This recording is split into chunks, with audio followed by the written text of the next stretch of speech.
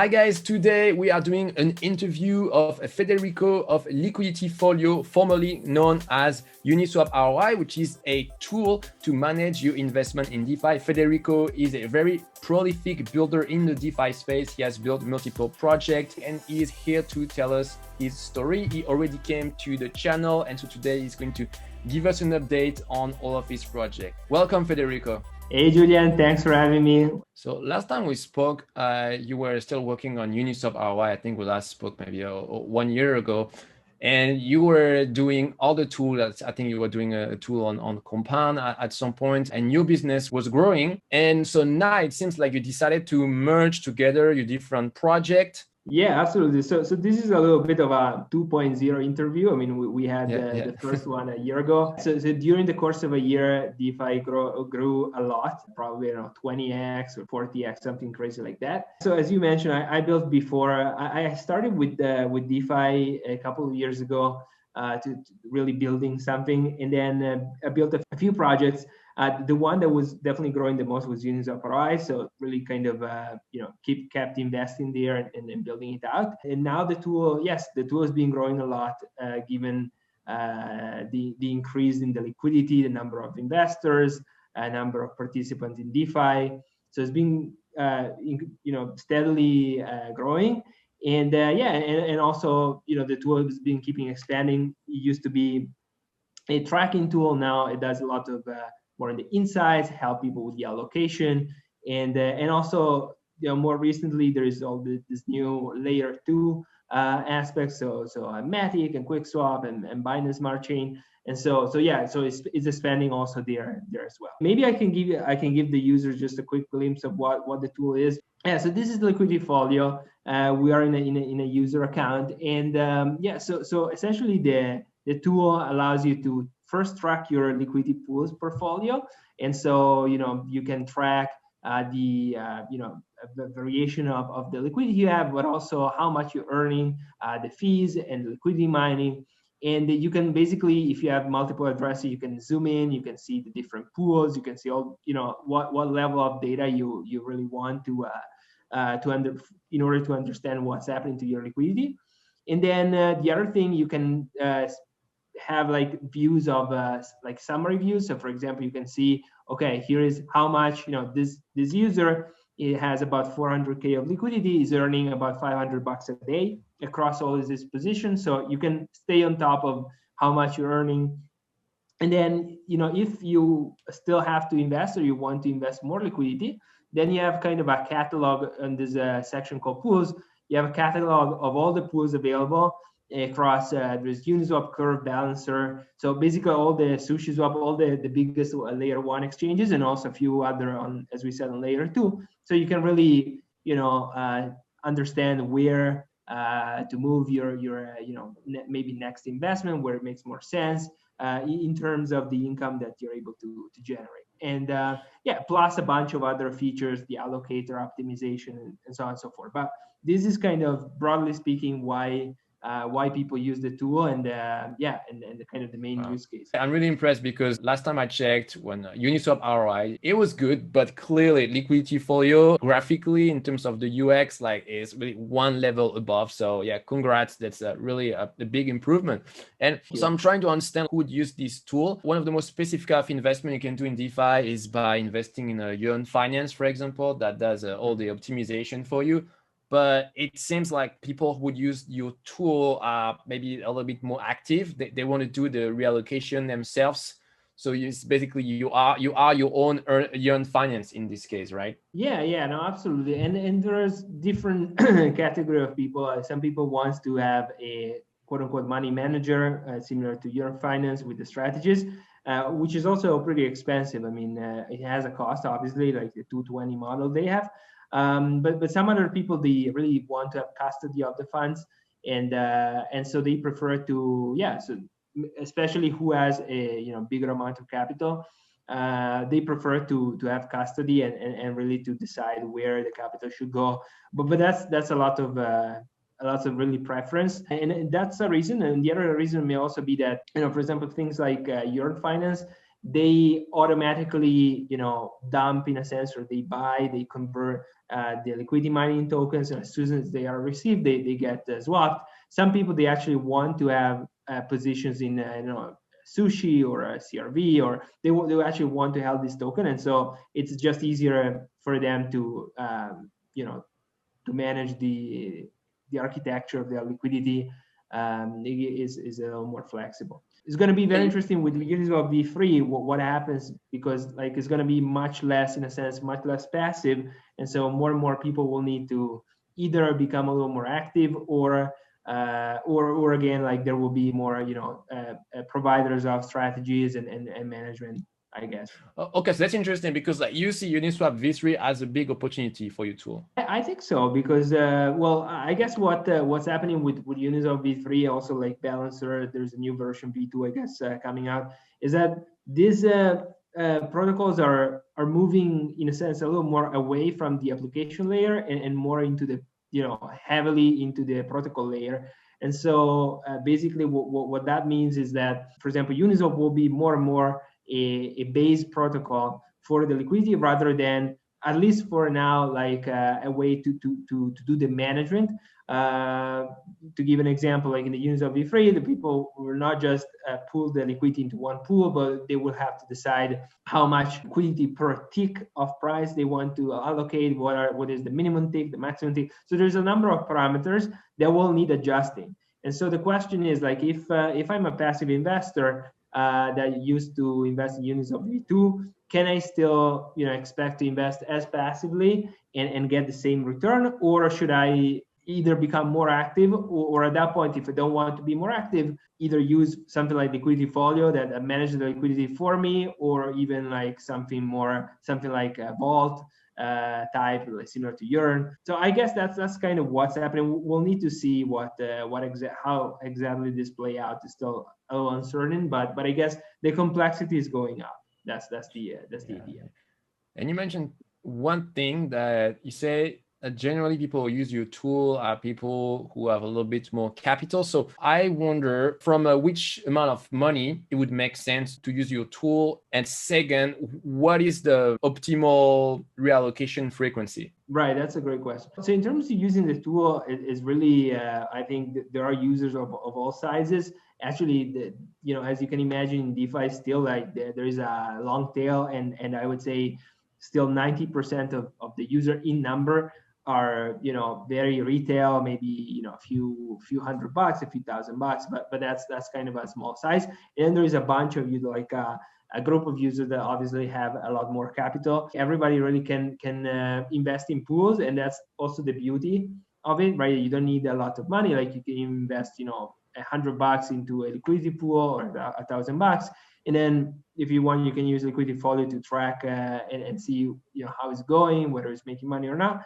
And then obviously, I mean, see if you have a smaller capital, it's more the percentage of gas that you'll need to do the allocation is higher, and so maybe it makes more sense to let it run. But I would say in general, as it stands today, liquidity pools, they don't need to be reallocated too often. So even something like maybe weekly or bi-weekly, like most people, I would say, they come to the tool and they take a look, and maybe on every couple of weeks they decide, okay, so maybe here this other allocation would make more money. Also because like it's worth giving it some time to make averages versus going on a toward a peak.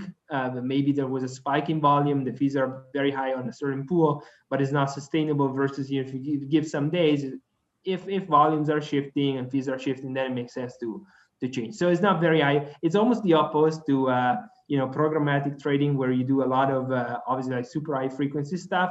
With liquidity pools, is typically right now pretty passive, maybe once a week or once a month type of allocation. Okay. So yeah, you don't have to be this super active investor who just rebalance every day, because otherwise you need to be like this big whale. And And now I'd like No. to talk a little bit about your experience as a DeFi builder. So I understand that you are a developer, and so you coded most of at least Uniswap ROI. I don't know about Liquidity Folio. So how was the experience of building everything by yourself? Like, did you have to hire people, or did you just did everything yourself? Yeah, so I mean, to date, really, Liquidity Folio is I've been building it myself at my own pace. So I mean, this came after building and selling another company. So I had some time and didn't have like a lot of pressure to necessarily run too fast, or I could adapt with the speed of the changing market in a sense. So I've been building it myself, and yeah, it's been great to build something in a market that is growing so fast. So I guess also your audience of people like learning the blockchain, it's a great moment. It's probably still going to be a great moment in months and in the years to come to build products. Because yeah, there is already a lot, but the amount of users that are coming into DeFi is also is huge. And so I wonder, like, okay, so you coded most of it, but for the design, because I can see like the UX of Liquidity Folio looks really like professional. Did you hire some designer to do something, or you did everything yourself? no, I did it myself. To be perfectly Wow. honest with you, I mean, I'm not maybe too creative, and so I copy a lot. I mean, whenever I see something that I like, even other places, I just maybe remind myself, when I need something, I can take inspiration here and there. So yeah, so it's a lot of it's a lot of also inspiration from other places, but yeah, compared to Uniswap ROI, that was way more basic, and now this version has a lot more. I would say to offer also. Sometimes we meet developers like you that are good not only in coding but also in design, man. I hate it when it happens. I prefer to meet a developer who tell me, oh yeah, I suck at design, so at least I can relate. But but you have everything, Right, man. right. No, but I think like serious people, they probably are very, very strong in one thing. I tend to do all the different fronts, but maybe not as as strong. Yeah, that was for the coding, but what about to acquire users? Because it just seems like you let the tools grow organically. Yeah, that's interesting. So I mean, the growth of the tool has been completely organic.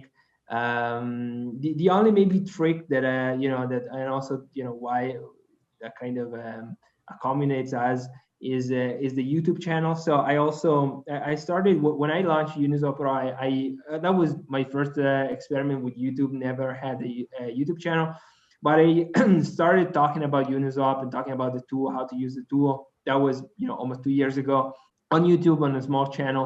Now the channel also grew. It's not as big as the blocks, but has a very I would say pretty strong community of liquidity providers, right? Like it's very specialized in liquidity providers, and I think a lot of the traffic from to Liquidity Folio also come from YouTube. It's sort of a circle, and within Liquidity Folio, I also make sure that there is a section called content, and every time I publish a new video on YouTube, inside to the user of Liquidity Folio, there is a red light on the content. So I try to create a sort of a cycle between the software, the media, maybe people then subscribe or share.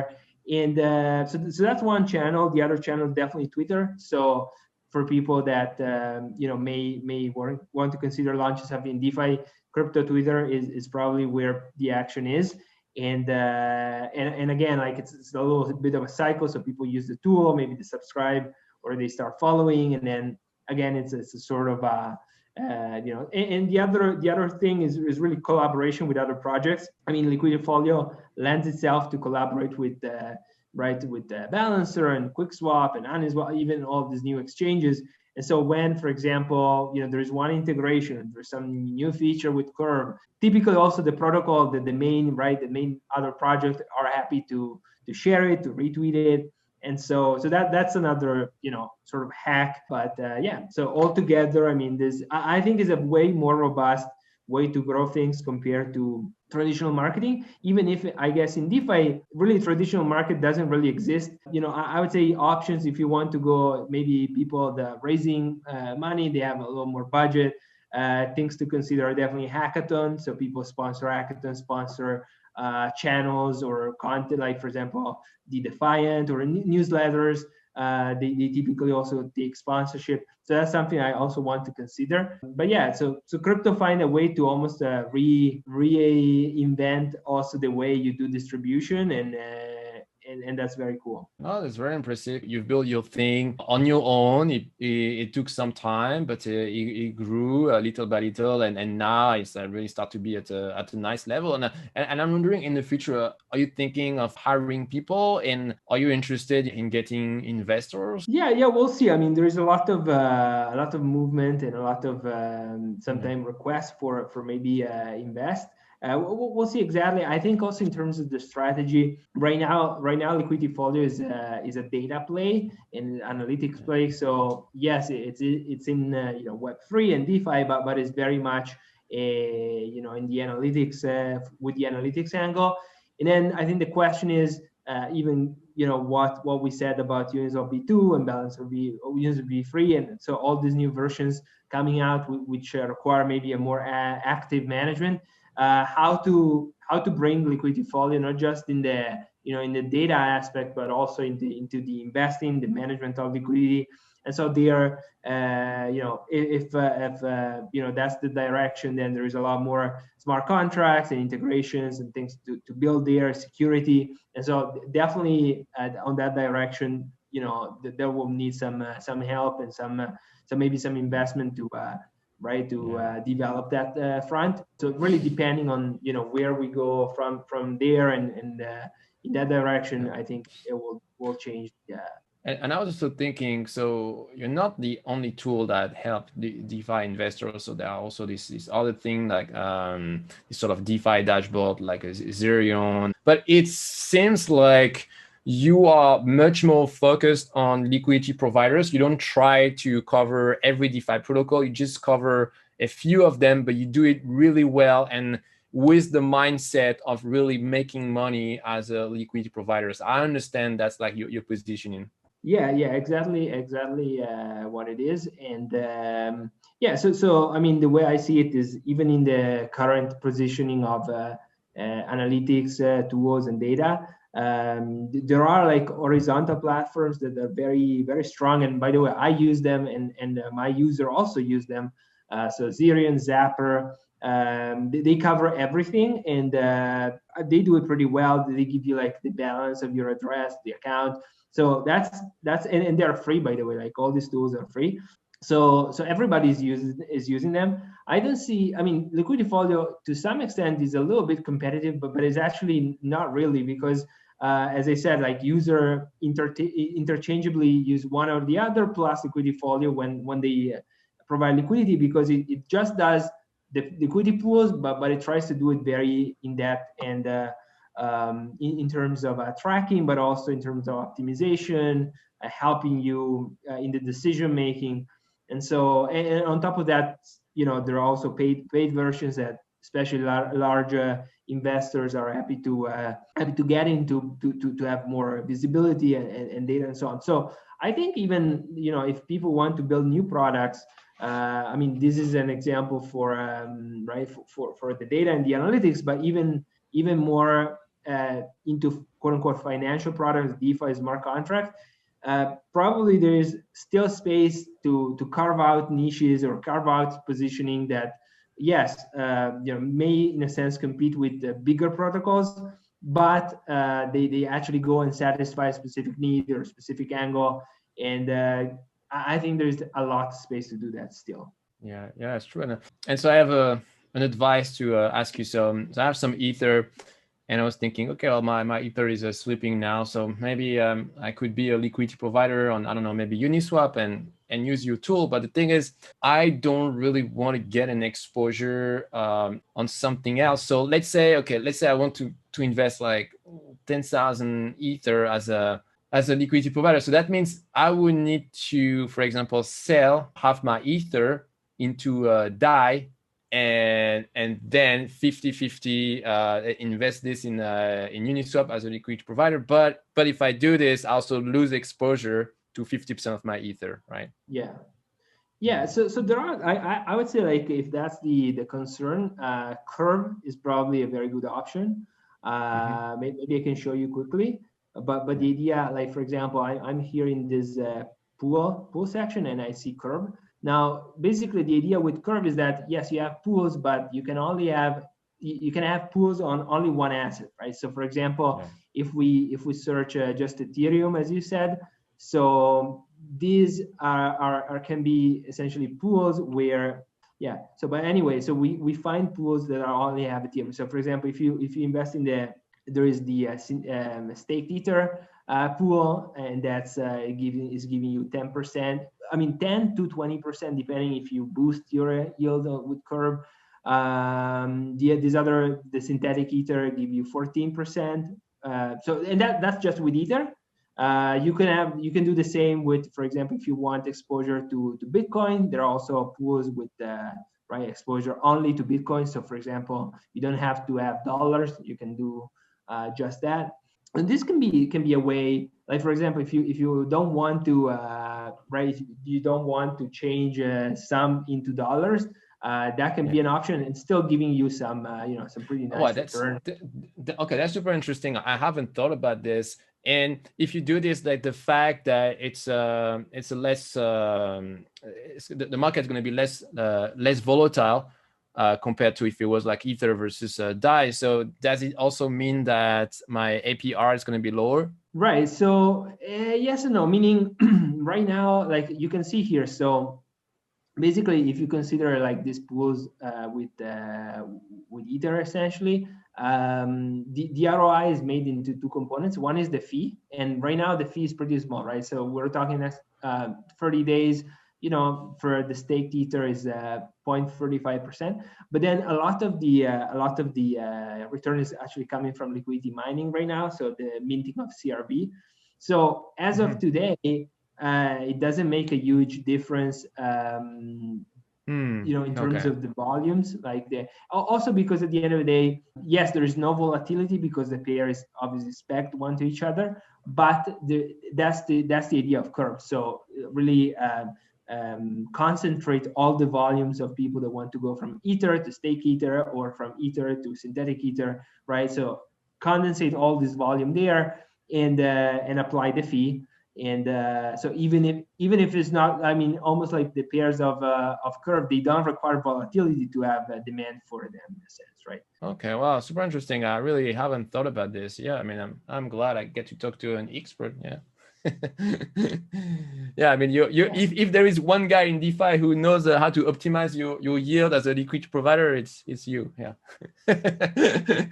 So if you guys are interested in being a liquidity provider, definitely check out Liquidityfolio. I'll put the link in the description. I'll also put your Twitter below. Well, thank you, Federico. That was super interesting, super inspiring, also for a lot of DeFi builder on my channel. Yeah, thanks, Federico. Fantastic. Thanks for having me. And good luck with Liquidityfolio. I talk to you soon. Thank you. Bye.